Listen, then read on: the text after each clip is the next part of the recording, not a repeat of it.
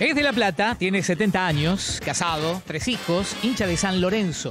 Es economista y político. Fue ministro de Economía y ministro de Defensa, entre otros cargos políticos importantes. Ahora es precandidato a diputado nacional por la ciudad de Buenos Aires en la interna de Juntos por el Cambio. Se define como un luchador incansable de la defensa de la libertad y de la República. Bienvenido a Es Domingo, Ricardo López Murphy. Muy bien, Ricardo. Gracias, Bebe. Bienvenido. Está corregido un error que había, que no es de Colón. No es de Colón, sino de San Lorenzo, ¿no? Sí, así es. Muy bien. ¿Cómo estás? Muy bien. Bueno, gracias por haber venido, ahora oficialmente. ¿Cuánto hace que te dedicas a la política? A ver, en términos electorales, más de 20 años. En términos de haber tenido participación, más de 45. O sea, de haber tenido actividad en la vida pública. Durante una parte del tiempo lo hice más como intelectual, como asesor, como digamos, una persona que estaba detrás de la escena, escribiendo los documentos y las propuestas. Desde fines del 99 lo hago en primera línea. ¿Sentís que para ser un buen político hay que sentirlo como una vocación, más que como una oportunidad pasajera? Yo creo que en general es una tarea que uno tiene que abarcar muchos campos y sobre todo cuando lo hace competitivamente. Yo creo que sin una vocación muy fuerte, sin un ánimo muy comprometido, es muy difícil aguantar la tarea porque de otra manera se vuelve desgastante. Claro, sí, sí. Digo oportunista porque hay muchos políticos del momento que después no lo resisten y no saben a qué se atienen y no saben cómo jugar ese juego de la política, que tiene un montón de cosas buenas y un montón de cosas malas. Sí, de malos ratos y de muchos conflictos. Digo, si te apasiona, mejor. Sí, claro. No, en ese sentido yo soy una persona convencida. Yo no hago a la actividad cívica por otra razón que no sean convicciones, valores. Y no tengo mucho marketing, o sea, no soy una persona de marketing. No me voy a poner de una determinada manera, voy a hacer determinadas cosas. En realidad, si uno tuviera que decir, yo soy un político de oferta. O sea, no sigo la demanda, sino trato de defender mis posiciones. Ok. ¿Y hoy cuál es la posición esa que defendés que más te interesa que se conozca? A mí, hay dos cosas que me interesa que se conozcan mucho. La primera es una cuestión institucional, que es la defensa de la República, de las libertades, digamos, de los valores que hacen a una convivencia plural y pacífica en la sociedad. Eso me parece que es la cuestión más esencial que está en juego, no solo en Argentina, en el mundo. Y la otra cuestión es el trabajo. Yo vivo obsesionado por la creación de trabajo. ¿Por qué? Porque me parece que el trabajo no solo es positivo económicamente, sino porque sube la autoestima personal. O sea, si uno trabaja y gana el pan con el sudor de la frente, tiene una mejor opinión de uno mismo, pero además es un mejor ciudadano. O sea, el ciudadano que no depende de la ayuda oficial es un ciudadano exigente. Un ciudadano más contento de poder generar Exactamente, lo suyo. Y más exigente. Claro. Cuando el ciudadano es dependiente de la ayuda oficial, se vuelve mucho más obsecuente con el poder. Por eso es tan importante el trabajo, por la cuestión económica, por la autoestima y por la calidad de ciudadanía. ¿Y dónde rankearía en el gobierno actual esto que decís en cuanto a dar trabajo o versus facilitarlo con planes para que sea más cómodo, pero al final estás haciendo un mal a la persona? Es lo que entiendo que sí, yo coincido con esa visión. Yo creo que ellos no tienen esa vocación en la forma que yo la tengo por varias razones. Primero, para que haya trabajo tiene que haber inversión. Lo que crea el trabajo es la inversión. Para que haya más oportunidades tiene que haber más capital. Si no hay eso, no hay posibilidad. No puede generar trabajo. Claro. Segundo, tiene que haber menos impuestos al trabajo. Lo que deprime la demanda de trabajo es la presión impositiva. Yo creo que este es un gobierno, bueno, Tolosa Paz lo dijo el otro día, ellos aspiran a subir los impuestos. Bueno, yo aspiro a bajarlos. ¿Bajar cuáles? Los que inciden en la creación de trabajo y los que inciden en la inversión, porque eso me parece a mí que es el gran motor que mueve la economía. Y en tercer lugar, yo creo que hay dificultades en nuestro marco legal. Nosotros tenemos un marco legal que genera mucho litigio entre el trabajador y el empleador. Nosotros tenemos que buscar un marco legal que genere más cooperación, que genere menos conflictos, que no lo recibe ni el trabajador ni el empresario, sino lo reciben los abogados que pleitean. Ese me parece que es un problema importante en la Argentina. Bajar la conflictividad, bajar los litigios. Eso no le da nada a los trabajadores y hace muy riesgoso tomar mano de obra. Explícame mejor lo que dijiste recién, lo de Tolosa Paz. ¿Tolosa Paz dijo que hay que poner más impuestos o que hay que ella cobrar dijo más que caro hay que los subir los impuestos? ¿Pero subir los existentes? Bueno, ¿Cómo cuáles? Nunca se sabe bien. Ella se refirió a subir impuestos como una forma de tener más recursos para hacer más planes. Y yo creo que lo que tenemos que hacer es al revés. O sea, nosotros debemos tener más inversión, menos planes, más trabajo, más producción. Si hay menos impuestos, somos más competitivos, exportamos más, tenemos menos restricciones con las divisas. Siempre nosotros tenemos ahí algún problema, como tuvimos el día anterior al fin de semana. Es decir, hay que tratar de que nuestra economía funcione más fluidamente. Pero ¿y por qué motivo? Alguien como vos, que es precandidato a diputado nacional por Juntos por el Cambio, en la interna, además, bla, bla, ¿por qué motivo vos decís eso y digamos que nadie de los que está gobernando comparte con vos? ¿Por qué una mirada tan diferente de una cosa y de la otra? Bueno, vos y tantos otros, digo, ¿no? Yo creo que en general esta posición todos nosotros la tenemos. Yo creo que ellos tienen una mirada que a mí me parece equivocada, que la clave del desarrollo es el Estado y hacer crecer más el peso del Estado. Ajá. Y yo creo que eso empobrece a la Argentina. Yo creo que lo que le devolvería dinamismo es que la iniciativa privada tuviera más empuje, más posibilidades, y que eso es, en la mayor parte de las naciones que son exitosas, lo que prevalece. Yo creo que el rumbo que sigue Argentina con este gobierno es un mal rumbo, un rumbo a hacer crecer el tamaño del Estado, a cobrar más impuestos, a hacer más gente dependiente del Estado, y eso yo creo que nos inhibe para la prosperidad. Te hago una más y doy pie a mis compañeros. Estuve leyendo varias declaraciones tuyas, entendiendo que la Argentina tiene, esto lo digo yo, unos 171, 172 impuestos en total y en general, y hablabas de pimecidio. Exactamente. Te escuché hablar de pimecidio, ¿no? Una especie de asesinato de las pymes durante la pandemia. Ahí hubo dos cosas que hicieron mucho daño. El cierre, ustedes lo escucharon a Stoll no dijo cierren, al revés, dijo traten de mantener abiertas las escuelas y traten de mantener abierta la economía, hagan mucho testeo. En lugar de hacer de mantener eso, abierto el aeropuerto, dijo también. Bueno, por ejemplo, sí. Yo digo, si hay un lugar donde la gente está más vigilada y más chequeada en la salud, son los que viajan. Los que viajan tienen un test para subirse al avión, otro cuando llegan a Ezeiza, cuarentena y otro test más. No debe haber nadie tan testeado.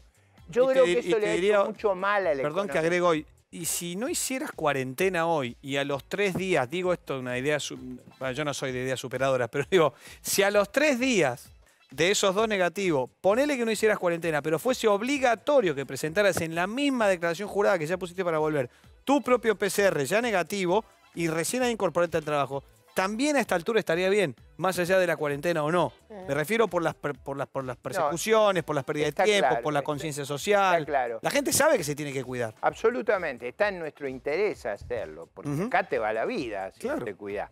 Pero yo digo, ¿por qué hubo un pimicidio? Bueno, parte fue eso de la cuarentena medieval. Esa estrategia fue muy mala.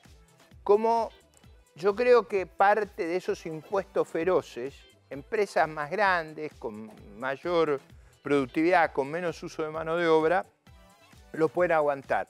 En general, las que más sufrieron fueron las que usaban mucha mano de obra. Pero es lo que necesita Argentina, porque si algo necesitamos nosotros, bueno, es mi obsesión, es que haya más gente trabajando. En Argentina no solo tenemos mucho desempleo, sino que trabaja menos gente que en otros países. Y también mucho trabajo en negro. Bueno, aparte. exactamente, ese es el otro Producto tema. de todo eso. Una de las razones por las que no se pueden subir los impuestos en Argentina es que hay mucho trabajo en negro. El trabajo en negro es menos productivo que el trabajo en blanco.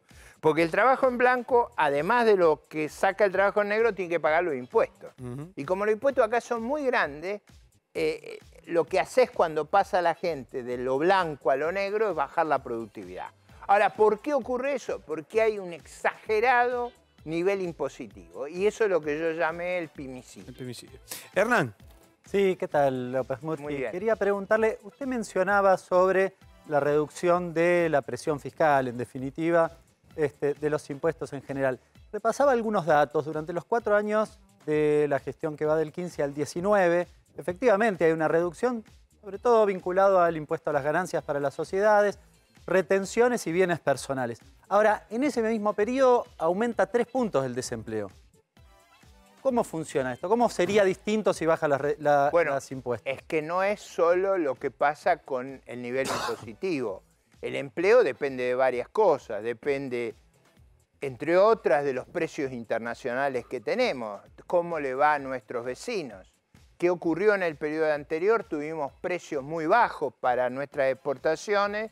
Tuvimos a Brasil en una muy mala performance. Eso también es importante. O sea, no es que hay una única variable. Lo que yo digo es que todo lo demás constante, si yo bajo los impuestos, aumento la demanda de trabajo.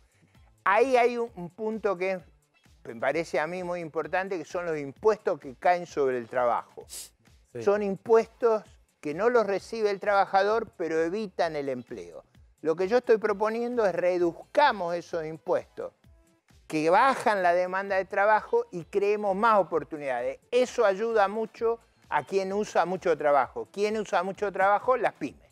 Usted se refiere a las contribuciones patronales. Efectivamente. En 2014 había una ley justamente que segmentaba las cargas sociales y quedó básicamente en desuso en la gestión de Macri. Bueno, pero acuérdese que se subió el mínimo no imponible.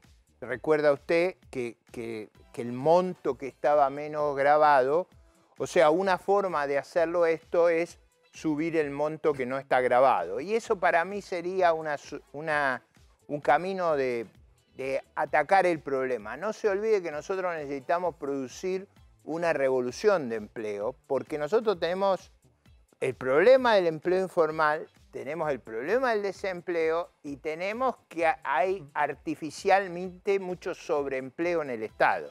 Por eso nosotros tenemos que tener un crecimiento muy intensivo en empleo.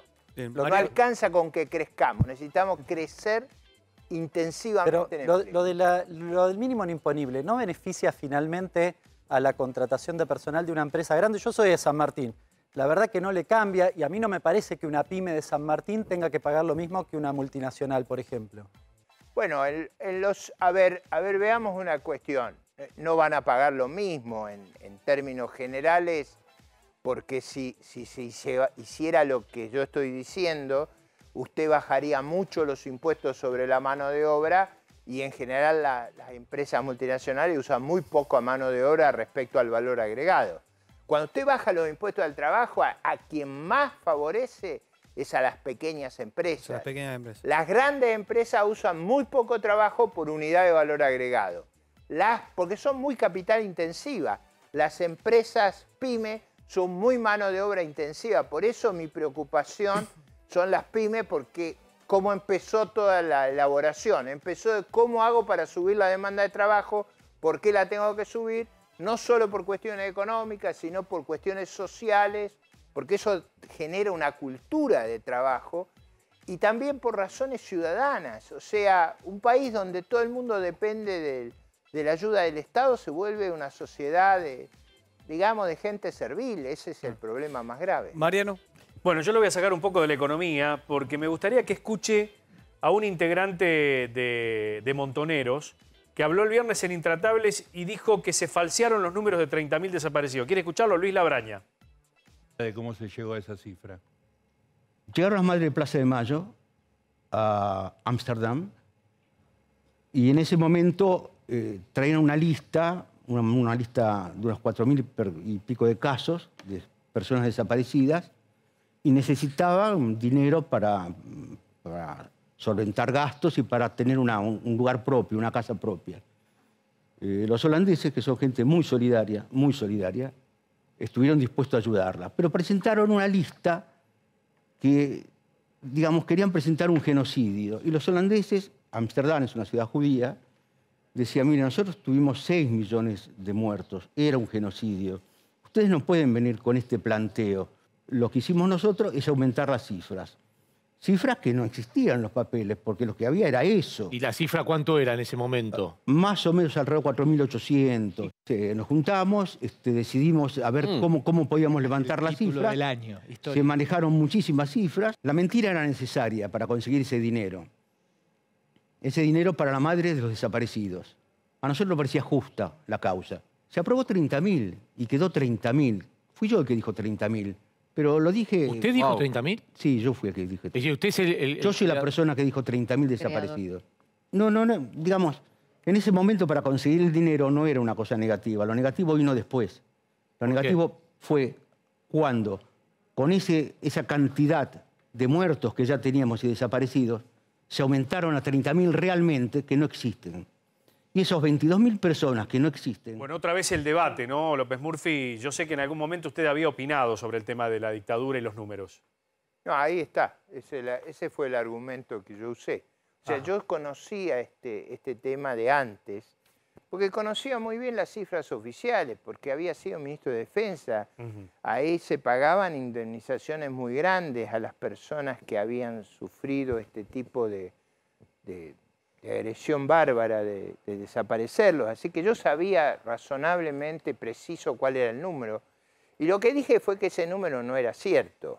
Eso no quiere decir que no sea una barbaridad que haya ocurrido. Eso lo hablamos al principio del programa. Sean 8.000 o sean 30.000, es una barbaridad. 8.000, 10 o 30.000. Lo que es yo una barbaridad. Lo que quise decir es, usemos la verdad histórica, no la falsifiquemos, no inventemos cosas. ¿El kirchnerismo falsificó y utilizó los derechos humanos? Yo creo que hubo durante todo ese tiempo una manipulación de los temas y lo veo de una manera muy sencilla. Cuando ellos estaban en Santa Cruz, y yo interactué bastante, no era un tema que ellos utilizaran en la vida política, ese fue un tema posterior, surgió después del 2003. Si usted repasa para atrás, no encontrará ese tipo de argumentos. Entonces, yo creo que eso fue utilizado como un instrumento, ¿cómo era que decían?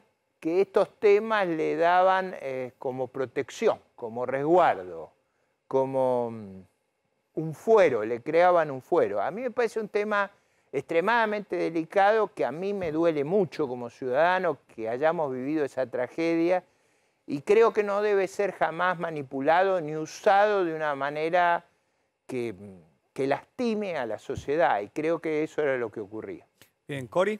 Sí, López Murphy, le quiero preguntar por Roberto García Moritán, el marido de Pampito, forma parte de su lista como legislador. Hizo unas declaraciones que quiero saber si las comparte con respecto al dólar, que vaticinó que luego de las elecciones hacia fin de año estaría en 400 pesos.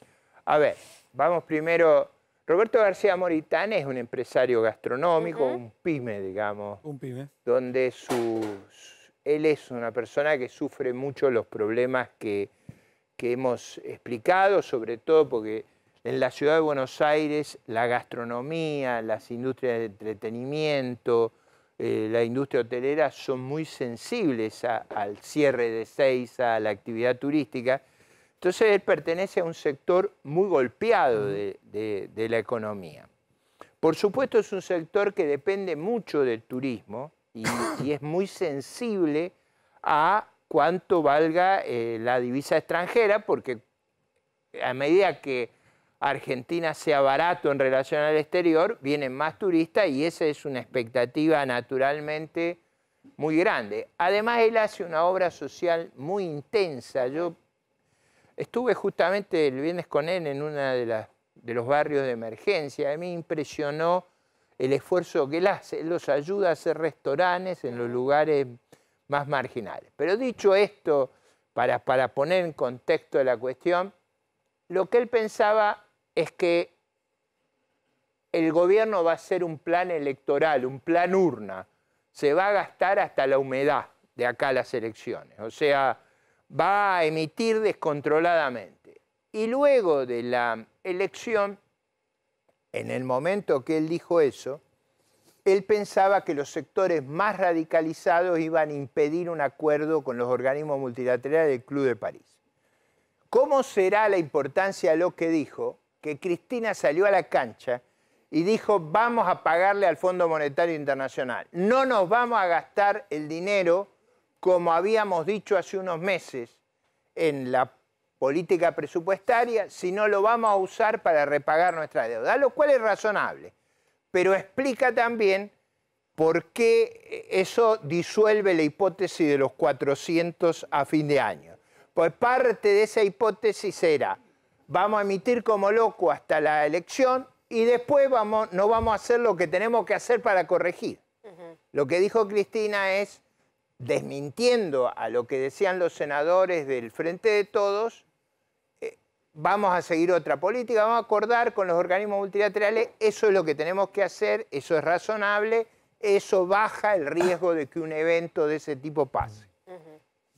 Bien, ¿explicado? Sí. Perfecto, te explicó todo además, Cori. Te contó la vida de García Moritán también. Bueno, Ricardo, lo último que quieras decir, gracias por haber venido. Un placer escucharte, tenerte con nosotros, precandidato a diputado nacional con la interna Juntos por el Cambio. La última te la hago yo con respecto a la encuesta que teníamos de quién va a votar la gente, te la dije en uno de los cortes. ¿Crees que esto que pasó en Olivos, esta cuestión ciudadana de indignación con respecto a la parada del presidente de decirte lo que tenías que hacer y hacer lo opuesto y no dar el ejemplo, crees que juega a favor de quienes compiten en las urnas? Yo creo que les hace daño a ellos y yo creo que va a ser muy fuerte el castigo, sobre todo si la gente va a votar. A mí me parece que lo que es crucial es que la población vote masivamente. Mi único temor, yo creo que los van a castigar duro. Mi único temor es que vote poca gente por temor a la pandemia. Claro, que, entonces, no haya tanta afluencia de público. Mi gran pedido... No se puede votar de manera digital, ¿no? No se puede votar, es solo presencial. Exactamente. Por supuesto, a mí me gustaría que nos votaran a nosotros. Obviamente. A mí en particular. Pero digo, más allá de eso, yo creo que es muy importante que nuestra ciudadanía participe masivamente. Cuando uno está en una crisis necesita mucha legitimidad. Y lo que da legitimidad es un voto masivo. Por eso es importante que la ciudadanía participe. Gracias nuevamente. No, gracias a ustedes por la oportunidad. Y disculpen que a veces se hacen largas las explicaciones, pero no, las explicaciones largas ayudan a comprender la secuencia de los hechos. El día que hagamos programas que no duren 4 o 5 horas, le vamos a achacar eso. Hoy en día está muy bien. O sea, hoy en día está muy bien. Es más, tendría que venir todos los domingos. Nos llena una gran cantidad. Es el programa adecuado para hacerlo. Claro. Nos llena una gran cantidad. Lo necesitamos. Solo invitamos gente que responda largo. Claro. Bueno, entonces mentira. Vengo todos los domingos. No respondiste largo, estuviste muy bien. De acá al 12 de septiembre vengo todos los domingos. No respondiste largo, estuviste muy bien, ni más ni menos que otros. Así que gracias nuevamente.